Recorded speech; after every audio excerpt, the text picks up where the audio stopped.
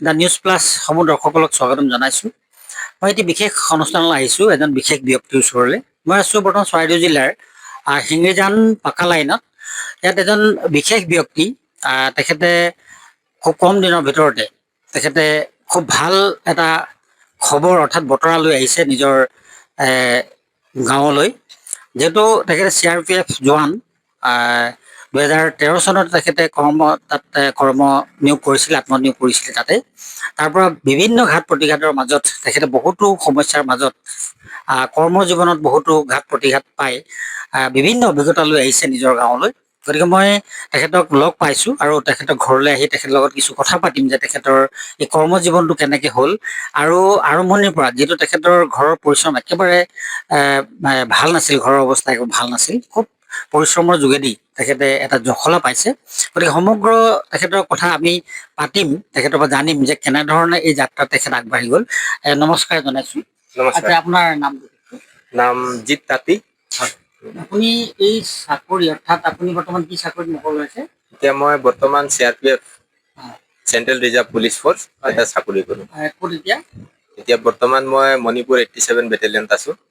আচ্ছা, এই চাকৰি যোৱাৰ আগত এনেই আপোনাৰ প্ৰথম ঘৰুৱা অৱস্থাটো মই জানি লওঁ যে আপুনি কেনেকুৱা অৱস্থাৰ যোগেদি অৰ্থাৎ ঘৰুৱা তেতিয়া সেই সময়ত কেনেকুৱা আছিল যে এই চাকৰি যাবলৈ আপুনি প্ৰয়োজন বোধ কৰিলে?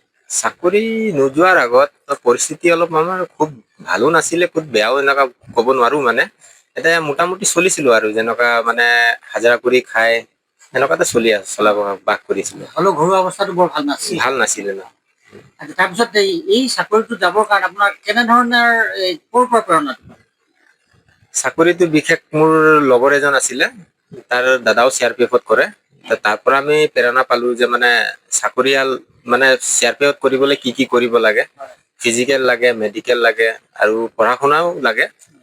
সেইকেইটা আমি মানে বহুত ভালকে হেৰি কৰিলোঁ, পাছ কৰিলোঁ, ফিজিকেলো পাছ কৰিলোঁ, তাৰপিছত মেডিকেলতো পাছ কৰিলোঁ, ৰিটেনো পাছ কৰিলোঁ। তাৰ গৈ আমি এতিয়া চাকৰি গৈ পালোঁ। আচ্ছা, এই চাকৰি কৰাৰ সেই সময়ছোৱাত আপোনাৰ কেনেকুৱা অনুভৱ, চাকৰি পাম নেপাম? তেতিয়া মনত বহুত দুখ-দুখনি হৈ আছিলে যেতিয়া চাকৰি পাম নাপাওঁ। কেলে মানে আমি যিটো চাকৰিত মানে ভৰিত আগবাঢ়িব বিচাৰিছিলোঁ সেইটো বিশেষ মানে তেনেকুৱা পোৱাটো মানে বহুত টানেই আছিলে আৰু ইমান সহজ নাছিলে। কেলে নিজৰ ফিজিকেল মেইনটেইন কৰা, তাৰপিছত প্লাছ মেণ্টেলি বহুত মানে ষ্ট্ৰং হ'ব লাগে, ফিজিকেলি ষ্ট্ৰং হ'ব লাগে। তো আৰু এইকেইটাত মানে পাছ কৰাৰ পিছত যেতিয়া ৰিটেনত পাছ কৰিলোঁ, ৰিটেনত পাছ কৰাৰ পিছত আৰু মনটো ভাল লাগিলে যে এতিয়া চাকৰিটো পাই যাম বুলি। আৰু যেতিয়া চাকৰিৰ মানে ফাৰ্ষ্ট এপইণ্টমেণ্ট লেটাৰটো আহিলে, সেই লেটাৰটো হাতত ধৰি মানে বহুত উল্লাসেৰে মানে মই বহুত ভাল লাগিলে যে আজি মই এটা মানে ভাৰত চৰকাৰৰ অধীন হয় মোৰ নিজৰ দেশটো সেৱা যাপন কৰিবলৈ মানে সুবিধা পাইছোঁ বুলি। খেলা ধূলা কৰিছিলে? খেলা খেলিছিলোঁ মই। মই ফুটবল খেলিছিলোঁ, ক্ৰিকেট খেলিছিলোঁ, সেইকেইটাই। খেলটো অকল ইয়াতে সীমিত আছিল নে বাহিৰত বেলেগ অন্যান্য মেটচ খেলিছিলোঁ? আমাৰ শিঙিজান বগানৰ টিম এটা আছিলে, শিঙিজান টি ষ্টেট ফুটবল ক্লাব বুলি, তাতো খেলিছিলোঁ। আৰু বিশেষকে মানে আমি টিমো বনাইছিলোঁ, এনেকুৱা ধৰ কেতিয়াবা আমি ৰাঙলী FC হৈ খেলিছিলোঁ।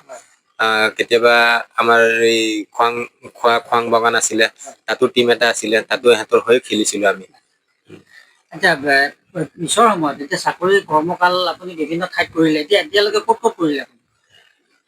মই প্ৰথম ফাৰ্ষ্ট পষ্টিং মই আহিছিলোঁ মই আমাৰ গুৱাহাটী ৰাণীত আছিলোঁ, 175 বেটেলিয়ন। তাৰপিছত মই তাতে 5 বছৰ ইয়াত টাৰ্ণ কাটি ট্ৰান্সফাৰ হৈ গ'লোঁ জম্মু এণ্ড কাশ্মীৰ 178 বেটেলিয়ন চফিয়ানত আছিলোঁ। আৰু এতিয়া বৰ্তমান মই 87 বেটেলিয়নত আহিছোঁ। 87 বেটেলিয়ন মণিপুৰত। আচ্ছা, মই বিশেষভাৱে গম পাইছোঁ যে কম দিনৰ সময়ত আপুনি যিকোনো খবৰৰ বাবে যোগাযোগ কৰক 7099017330 লগতে 7099017110 নম্বৰত।